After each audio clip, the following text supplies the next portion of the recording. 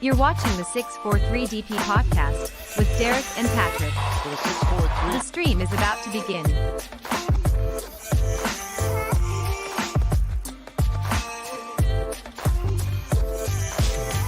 For the 643.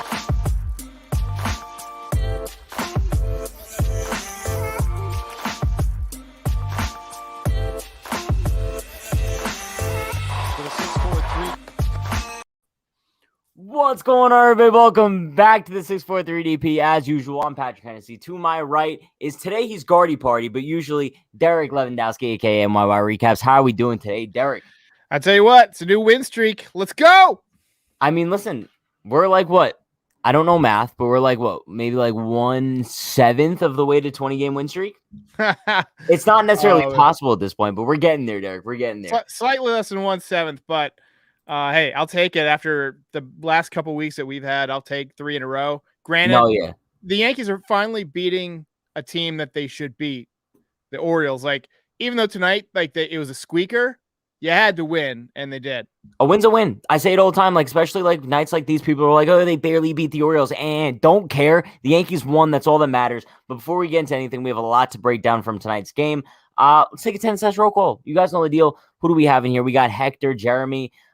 We got Unhinged Chiefs Antonio, we got Yankee Kyle, Matt, Tim Burns, we got Lori Mott of the Century, we got Daniel, Raymond Vlogs, Emilio, Evan, Jacob. Appreciate you all so much for stopping by. If I miss anyone, you guys could write like a strongly worded email to unhingedservice@gmail.com, and then I'll get right back to you. But Derek, tonight's game was important for so many reasons, right?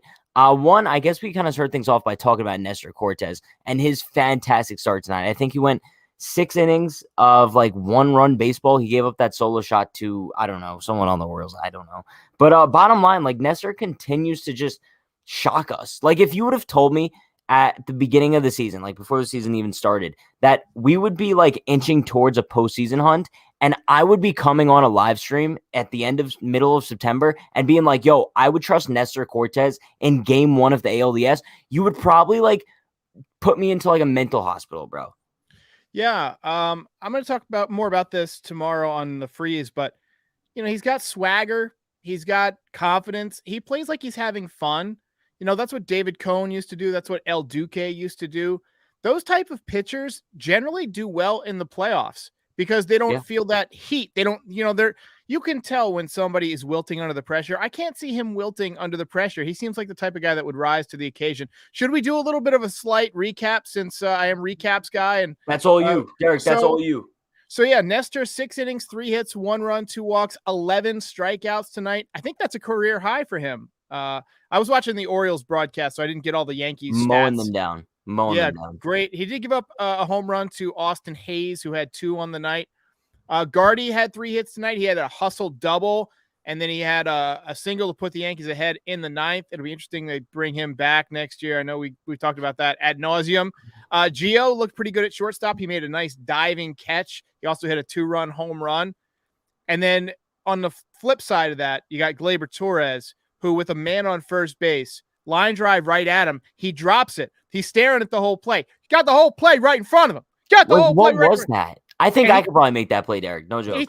He throws to first base. Yeah, I mean, anybody who's played baseball can make that play. Gleyber Torres, that was just a straight up, like his brain shorted out. He just shorted out in the rain. I don't know. He throws the ball to first base. Runner, the tying run, advances to second base. I want to know what he was thinking there. Runner advances to third on a wild pitch. Doesn't matter. Hayes homers to put the Orioles up 3-2. Yankees end up coming back. Anthony Rizzo wore number 21 tonight. And then Chad Green, you know, served up a big home run. He looked a little bit tired. He's been overused.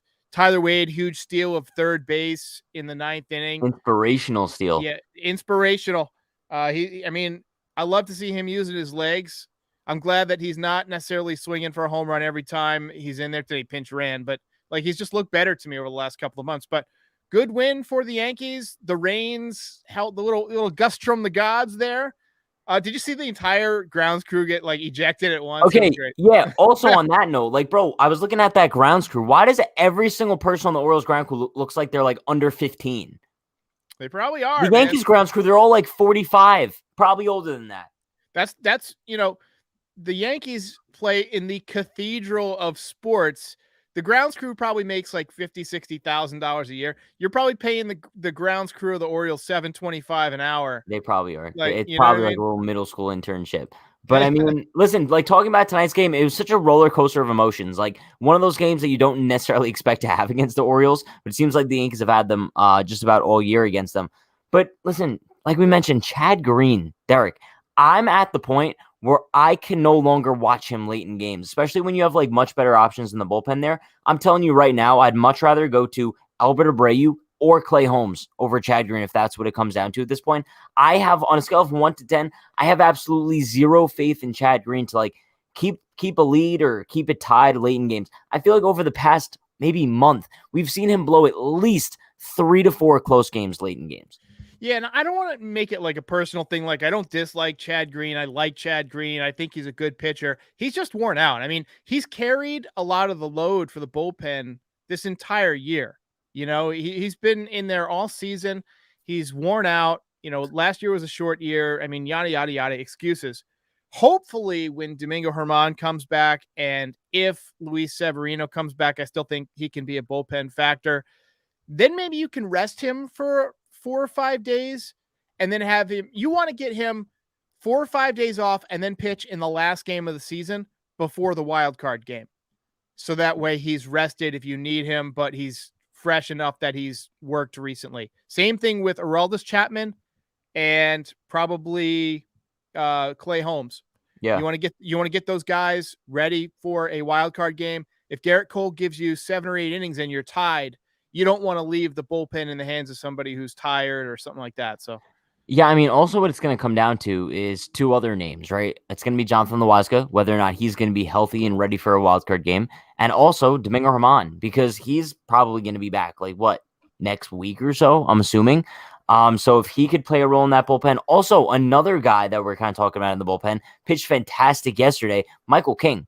This is one of those guys that I feel like we've been talking about him for so long, but now that he just came back from injury, I still view Michael King as one of the most underrated pieces in the Yankees bullpen. I think people tend to hate on him too much for no reason for the most part. I feel like 8 times out of 10 when he comes into pitch, he gives the Yankees a solid performance. And then sometimes we see him just go the distance, give us like 3 complete no-hit innings. And I think maybe in I can't really see a scenario where he would pitch in a wildcard game or something, but in a 5 to 7 game series, he could definitely kind of play a huge impact there. Yeah, so I wouldn't count on him in a wild card like you said, but think about Derek Lowe in the for the Red Sox in the early 2000s. He was a sinker ball pitcher. Now he was a starting pitcher, but in the playoffs they didn't typically have to use him as a starter. I know they had it at some points, but he was good out of the bullpen. You know, anybody who can throw ground balls is like a very useful pitcher in the bullpen. If you go back and look at last year's playoffs, how many ground balls actually got through the various shifts? It's like they reset the shifts once the playoffs begin based on that year's data. Yeah. And no ground balls were getting through. Yeah. I mean, and he doesn't serve up a lot of long balls. That's something that's key in the playoffs. I don't know how far this Yankees team is going to go, but he really could be a factor. Like if they get by the first round. Sure. And Derek, we were talking about this before, we kind of hopped live here, and I'm uber confident in the Yankees right now. Right. And I've kind of haven't really lost confidence even through the whole losing streak and everything. I've literally just been saying that the Yankees are still making the postseason no matter what. And as of today, I'm going on the record of saying that I am guaranteeing that the Yankees are at least making the wild card game. And then once you get in, anything can happen, right? They could win that wild card game and get hot. They could dominate Tampa. And then all I'm saying is that if the Yankees find a way to get in and win that wild card game, I view them as one of the most dominant forces in the American League. By far, I don't view Tampa as much as a threat as I did last year. I don't view Houston as a big threat. I don't view Chicago as a big threat. So I think everyone's kind of down on the Yankees right now just because of how they performed in the last, 2 to 3 weeks or so.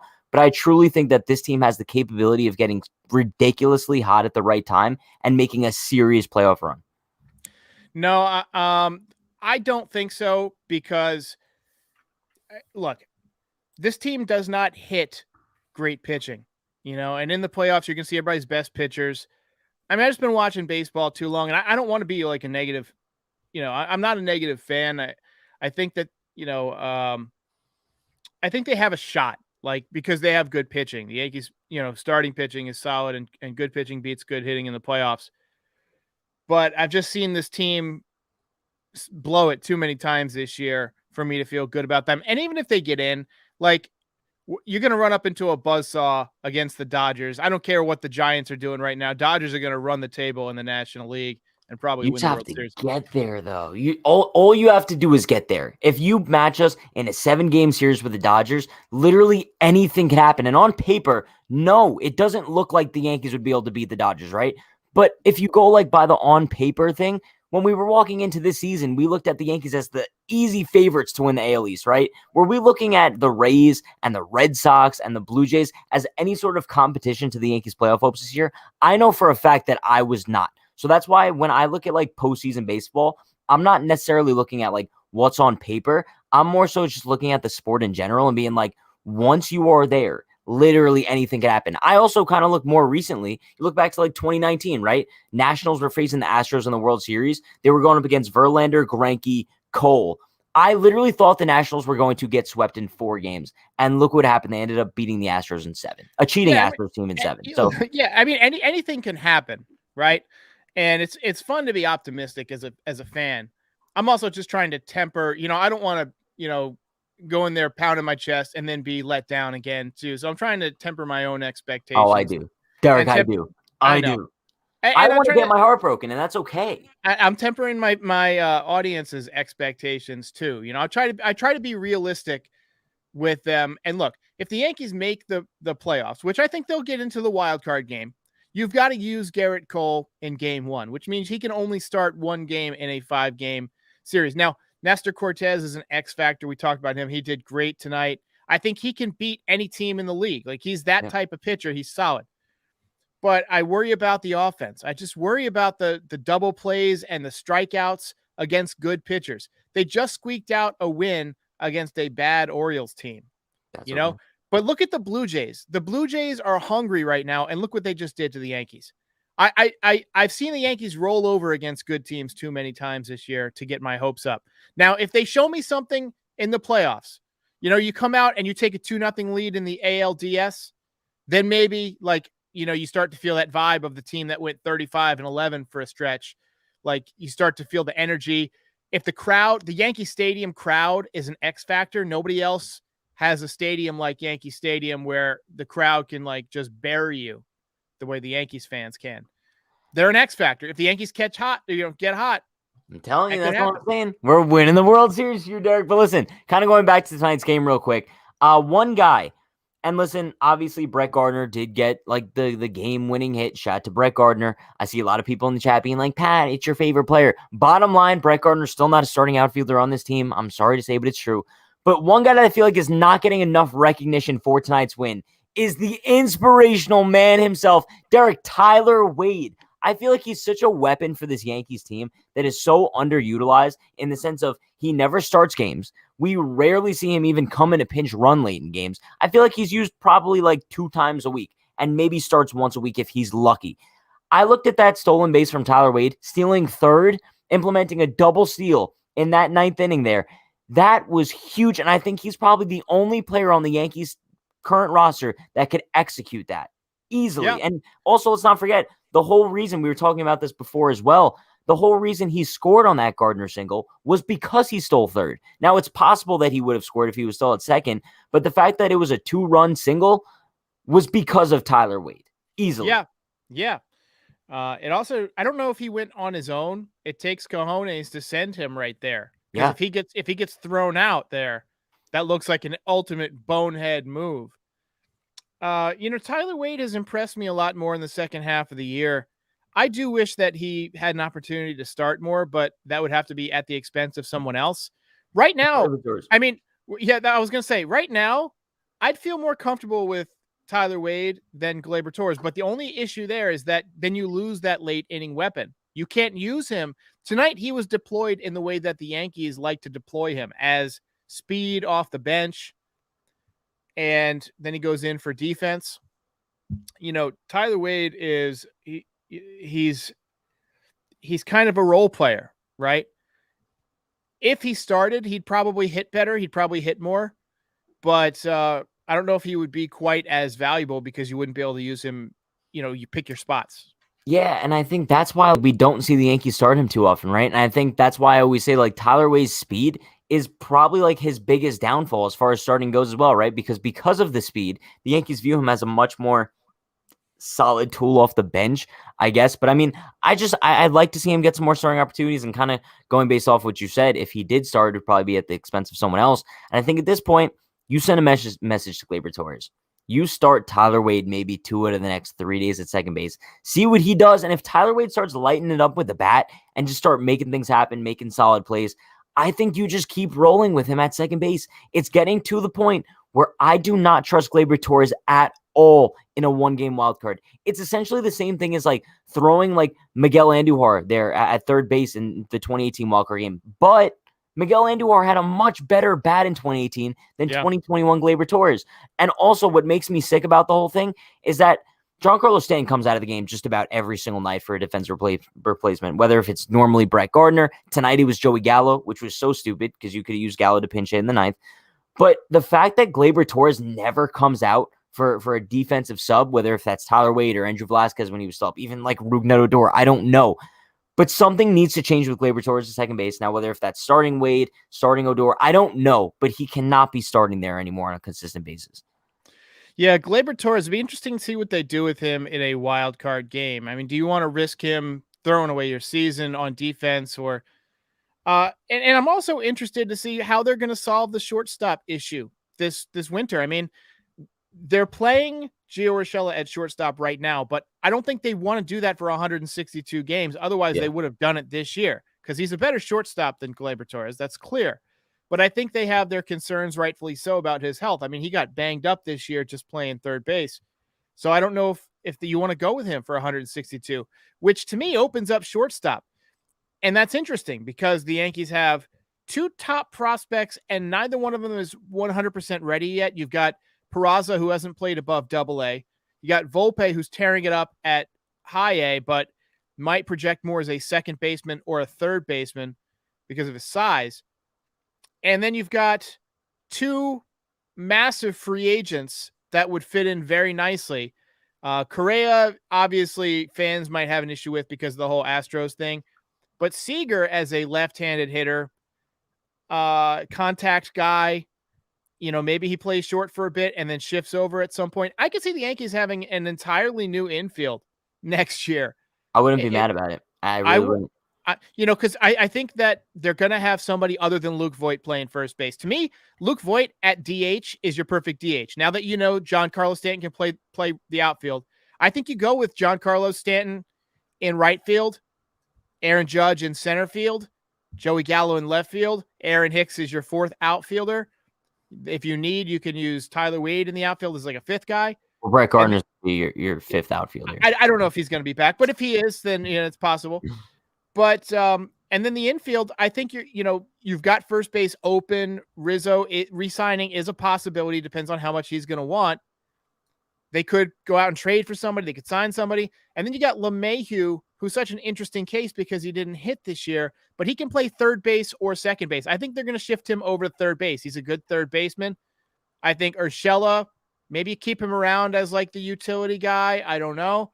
And then maybe you've got a new shortstop. You open up second base for Peraza when he comes up, and then by the time Volpe is ready to take over at third base, maybe DJ switches into that utility role. It's just an interesting. I could see the Yankees having a lot of changes next year. No, yeah, for sure. I mean, I think they would need to make a lot of changes if they actually intend on competing next year. It'll be interesting. But I mean, listen, we got a couple donos. Shai Jesus, aka King Chavez, the $2 dono. Appreciate you, my man. He says the living legends. Let's go Yanks. Ric Flair, woo. Can't believe Ric Flair is still alive. God bless him, dude. Also, Shai Jesus with another one. He says if it wasn't for Gardner, we would have lost tonight. Derek, that's a really weird way of spelling Tyler Wade. Like, I haven't seen that before, but shout out to you, Jesus. Really appreciate it. So on my channel, and we didn't do it tonight, it would have been interesting to see what the voting would be. I think it probably would have gone to Gardy. I would have gone Gardy or Cortez. Cortez pitched really great.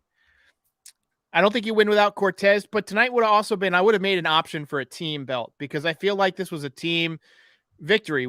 Besides Cortez pitching well, You got the great stolen base by Wade. You got Gardy with big hit. You got 2-run home run by Urshela and a great defensive play. There were a lot of guys that contributed tonight, which is encouraging because just a week ago, nobody was contributing to jack shit. So yeah. And I think that's why, like, I'm kind of looking at this Yankees team moving forward, right? And they have one more game against the Orioles. And then they come home for 6 games going up against the Indians and the Rangers. And then you have 9 games left of the season after that, 6 of which against the Red Sox and Blue Jays. You have, over this next, 7 games until you enter that 9-game stretch, you have to at least go, I would probably say 6-1. I don't think that that's asking for too much. I think over their next 7, they have to go 6-1 going into that road trip when you go to Boston and Toronto.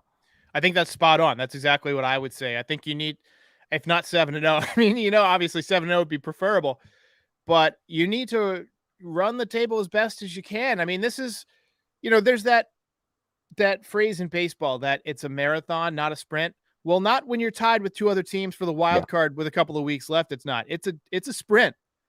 By the way, how you feeling after we've done 5.5 months now? We've both been doing the same type of deal. You want me to be honest? It's a long season. I can't wait for it to be over. Like actually, and I get to this point like every season, like even if I'm not doing content like in years past, I cannot wait for the regular season to be over. Like by the time this comes, because I'm so over watching regular season baseball. Like I'm just itching for the postseason. Same. Where these games, they normally feel meaningless just because by now, like the Yankees usually have like a playoff spot locked up. But now it's like a different story because I just want to know our fate already, right? Like I hate going into these games and not knowing what to expect at the end of the season. Like, are we like getting all hype over these games for nothing?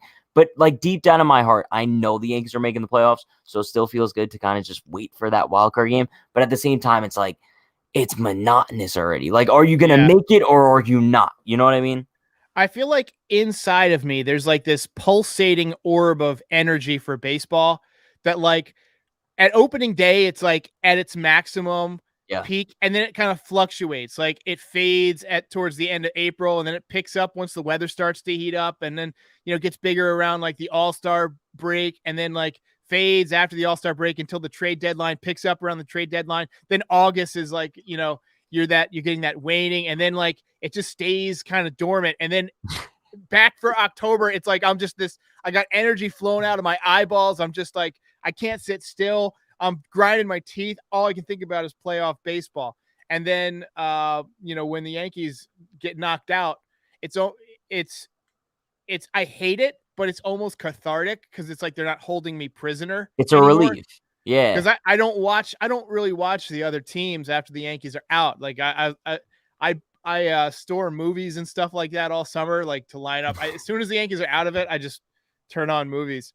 I'll tell you what I do. Like, so let's say like the Yankees end up not making the playoffs for whatever reason this year. I will watch the postseason. But let's say the Yankees make the wild card and they get eliminated, they make the ALDS, they get eliminated, then I will not watch the rest of the postseason. So that's why I guess because I'm not invested if the Yankees aren't necessarily in it, like I don't have to worry about like the team that eliminated us or anything else. But I'm telling you right now, Derek, I don't know if we talked about this. Let's say the Yankees don't happen to make it. I'm rooting for the Blue Jays all the way. All the way. Oh, I'm rooting for the Brewers, I think. I like the Giants as well. Giants, if we're talking like National League. Giants are a good ball club. I like the Brewers. I like the I think the Braves could go pretty far. It'll be fun. I think that the Blue Jays winning would be good for the Yankees because that would give that much more incentive. Like a young team, you want to prevent them from having a dynasty, so you got to load up your own squad. Yep. I don't want Brian Cashman and Hal Steinbrenner this winter, if Brian Cashman's even a part of it, and Aaron Boone. I don't want them thinking, let's get better in the margins. I want them thinking, let's get better by leaps and bounds. Let's do what the Dodgers do every year and get the best players we could possibly get. To hell with the payroll, to hell with the consequences. Let's put the best team on the field and worry about the future in the future. That's what I want.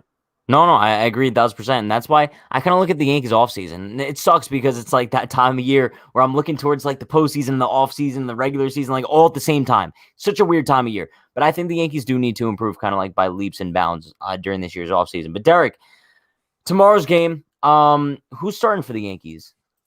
Is it Jordan Montgomery? I think. Maybe. All I know is that I view tomorrow, because it's a 5:00 game, which is kind of weird. I'm not too sure why. But I view tomorrow's game as kind of like a must win. And I hate to say that, but I kind of view it is Montgomery going up against Chris Ellis. But I view kind of like every game moving forward as a must win. However, like when you're going up against the Orioles and you could finally complete like a series sweep for the first time since I think that 2-game set in Atlanta like weeks ago, I think that makes tomorrow like so crucial to finally just put a sweep on the Orioles, right? Take the 2 out of 3 that they took from you at Yankee Stadium and just put that behind you. Take the 2 out of 3 you lost at Citi Field, the heartbreaking games, put that behind you. You just swept the Orioles in Baltimore, and now you go back to the Bronx and you have 6 games against sub-500 teams. I think that the Yankees would be in perfect positioning at that point. You know, it's a shame Jordan Montgomery's 5-6. He's pitched so much better than that. Drives me nuts. The wins, losses. That's also why like record doesn't count too much. I know. Yeah. But some people, like a lot of people, base their opinion on Monty. They just look at the quick, 5-6 record, but 3.71 ERA. He's been really solid. I would really trust him in a playoff series too. You know, he's just he's a better pitcher than he was last year when he pitched well in the playoffs. His last time out, he kind of looked rough to me, but I think he should handle the Orioles just fine. I don't know much about this Chris Ellis guy. 1-0, 2.08. Is he a relief pitcher?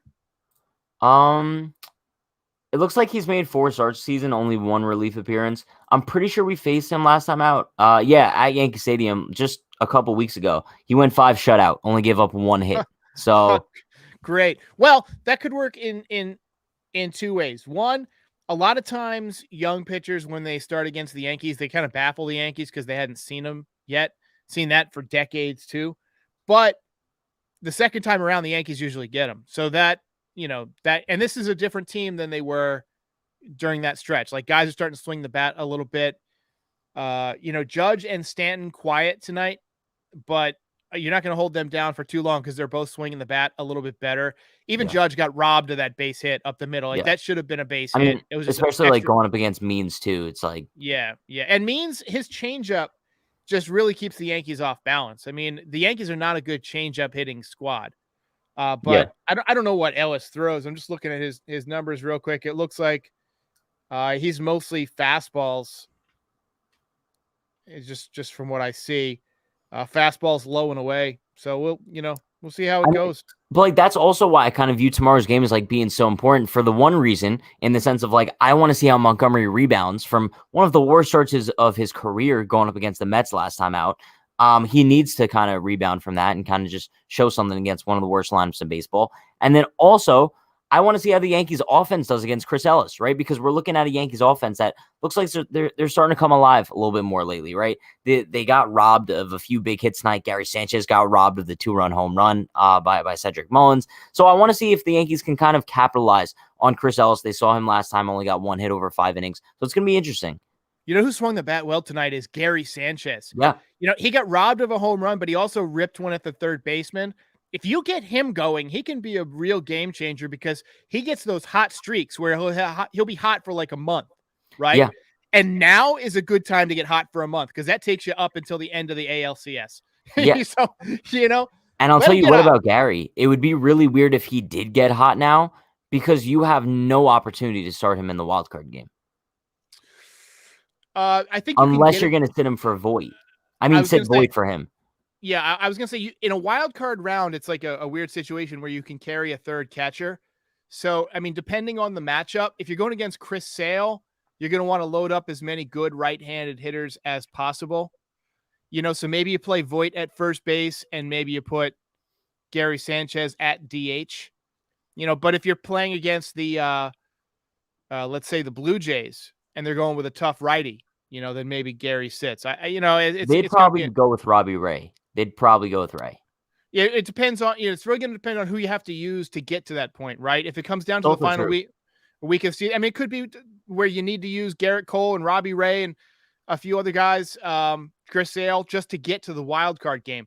We could see like Nestor Cortez versus Jose Barrios, or Nestor Cortez versus Nate Eovaldi. I don't know like how like the tiebreaker situation would work out because as of right now, all 3 teams are tied for both wildcard spots. So I don't know like what would happen if like last day of the regular season that's the case. Do you know? Yankees are out because they have the worst record in the. Is that how it goes in yeah, interdivision? Yeah. Well, that sucks. Well, that would actually suck. So technically, the Yankees have got to play better, at least one game better than one of those teams. That's bottom line. I don't think it's going to be too hard to do, Derek. I don't think it's going to be too hard. But before we do wrap things up today, I want to give a huge shout out to Papa 8 Chunk with the $5 dono. Appreciate you so much, man. You're an absolute beast. But that is going to be wrapping things up for today's episode of the 643 DP. I will be live tomorrow on this channel for the Yankees pregame at 4 p.m. You guys know, I'm sure you're already subscribed to Derek NYY recaps, but be sure to like, comment, subscribe, turn on post notifications for more. We're going live before and after every single Yankees game this season, so stay tuned for all that content. You guys know the deal. Spam those W's in the chat as we wrap things up, but stay happy, stay healthy, stay safe. Let's go for that sweep tomorrow. Peace. 6-4-3.